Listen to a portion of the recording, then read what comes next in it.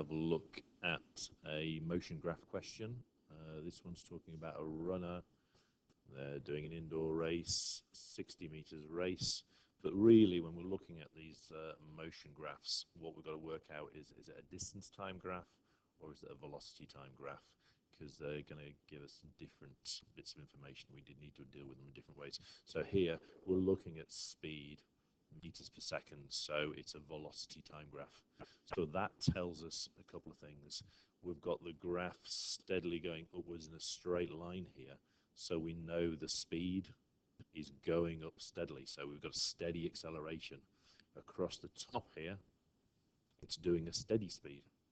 Speed isn't changing over time, so we've got steady speed, and then as our graph drops, that tells us the speed is dropping quickly, so it must be decelerating there. Okay, so the first question, calculate the acceleration of the runner during the first 4 seconds, and they'll normally ask you for a little short period, the acceleration from this point to this point. Okay, so here we're looking from the 0 to 4 seconds. So what is acceleration? So acceleration is going to equal how much the velocity changes. Change in velocity, and that divided by the time it takes for that change. So we've got two things going on. We've got a change in velocity. The velocity has gone from 0 here, and it's gone all the way up to 10. So our change in velocity is from 0 to 10. Quite often they'll go from 0 to something, but they don't have to. So it's always worth checking. Here, the change in velocity then, we should say, it's going to be 10 take away 0, that's the change. So obviously in this case, it's going to be 10. What are the units? The units are meters per second. And we're going to divide that by the time it's taken. And it's taken 4 seconds to change. So 10 divided by 4 seconds. Okay, so with that in mind, we've got 10 divided by 4 seconds is going to give us 2.5.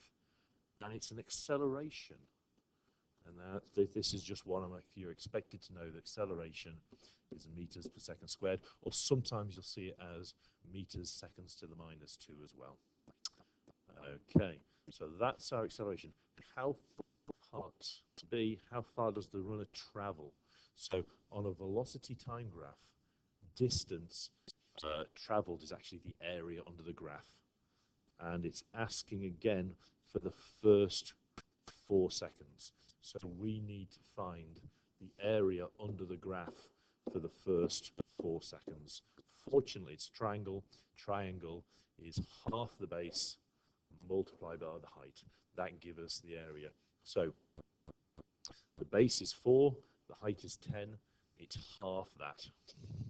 So half the base, half times 4 times 10, well, half of 4 is 2, 2 times 10 is going to give us 20 meters in the first second. Is that reasonable? They're doing 60 meters, so this whole area under the whole thing will be around about 60. So yeah, that first triangle being 20 is a reasonable answer.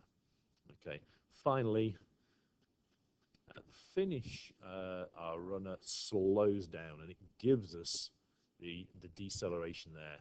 25, that is 25 meters per second squared. It's not really clear on the printout here, but that is 25 meters per second squared. And we know our runner's got a mass of 75 kilograms. What's the force? Here we're just using the equation. Force is mass times the acceleration. F equals ma. One you're expected to memorize.